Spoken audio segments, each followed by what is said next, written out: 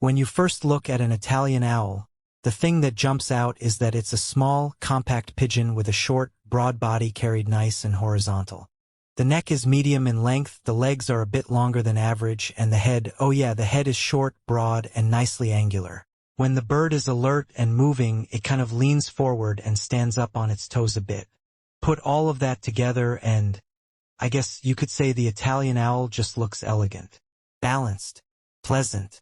Honestly, it's just really enjoyable to watch. A lot of breeders immediately zoom in on the head, and sure, it is often called a head breed, but here's the thing. The most important features are actually type and stance height. The head and beak come right after that.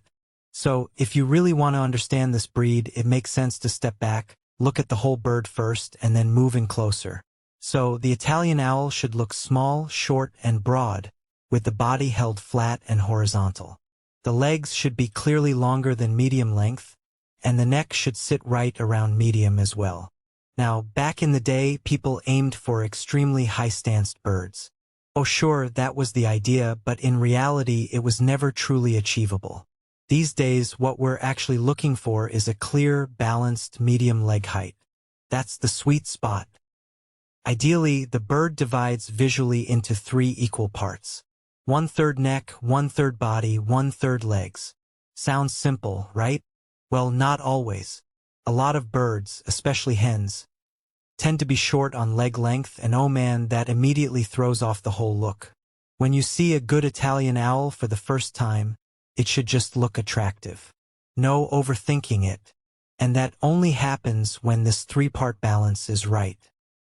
A bird that stands too high but has a short neck or a bulky body kind of loses its breed character. Those birds won't score above 92 points.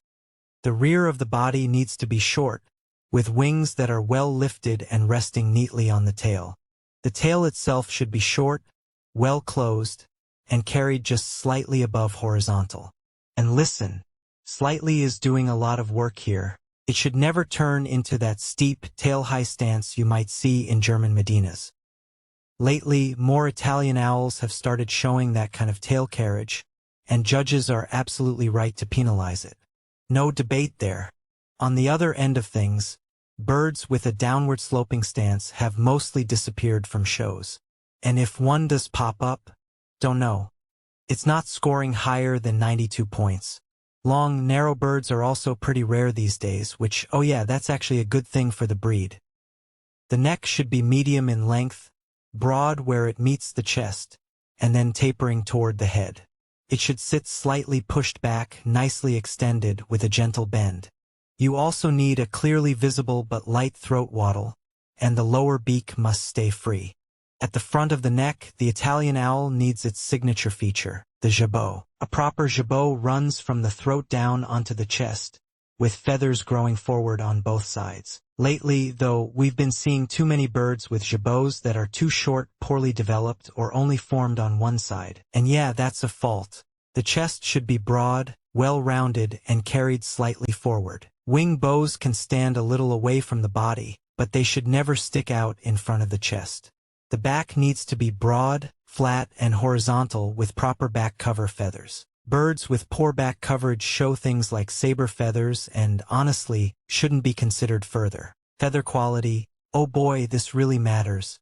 The plumage should lie tight and smooth against the body. A good Italian owl looks lively and full of vitality, and that only happens with tight, glossy feathers. Now let's talk head and beak, because this is where most faults show up. And guess what? It's often about differences of just a millimeter or two. No joke. The head must be short, broad, and angular. The forehead should rise moderately steeply, with plenty of fill in front of the eyes. That fill creates the clear angle between the beak and the forehead. If that fill is missing, the bird loses that angle, and that's not allowed.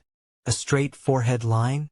Not correct. The skull should be flattened, with enough fill above the eyes, and the forehead has to flow angularly into that flattened skull. Rounded foreheads? Nope, wrong. The skull should be as short as possible and transition sharply into the neck, with a clear kink at the back of the head. That break. Oh yeah, that's essential for proper breed expression. The beak is just as critical. It should be medium in length, tightly proportioned, broad at the base, slightly drooping, and forming an obtuse angle with the forehead. Both upper and lower beak need to be strong. Long, thin, pointed beaks? Clear fault, penalized. At the same time, and this is where it gets tricky, beaks that are too short are also a problem. Judges need to note when a beak simply can't be any shorter. And again, we're often talking about a millimeter here. Why does this matter so much? Because the Italian owl must be able to rear its own young. Beak color should match the feather color, and in ice-colored birds it must be black. The cere should be only weakly developed. The eye should be large, lively, and expressive, with a warm orange to red iris. White birds need a dark eye, brown birds a lighter one. The eye rims should be moderately broad and match the surrounding feather color, though nicely dark rims are definitely a plus. In ice-colored birds, the rims should be plum blue to blue-gray. Thankfully, red eye rims are hardly seen anymore. Now, let's get into color because wow, there's a lot of it. The Italian owl comes in an impressive range of colors. You've got self-colored birds like white, black, dun, red, yellow, dark, dominant red, dominant yellow, and Andalusian. Barred varieties include blue blackbarred, ice-colored blackbarred, ash blue darkbarred, ash red, ash yellow, ash brown, and meal-colored. There are also unbarred blue and meal-colored birds, plus checkered varieties in blue, ice-colored, ash blue, ash brown, ash red, ash yellow, and larked.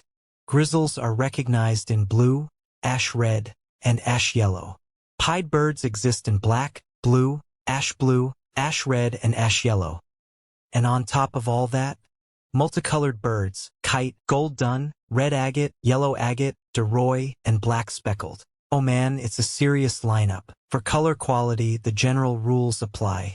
Colors should be intense, pure, and evenly distributed. In bluebirds, a colored back is preferred, but a white back isn't considered a fault. In pied birds, the ideal distribution is about 50-50. Birds with just a few white feathers or just a few colored ones don't really count as pied. Ice-colored birds should be an even, very light blue-gray over the whole body. Checkered birds tend to be a bit darker.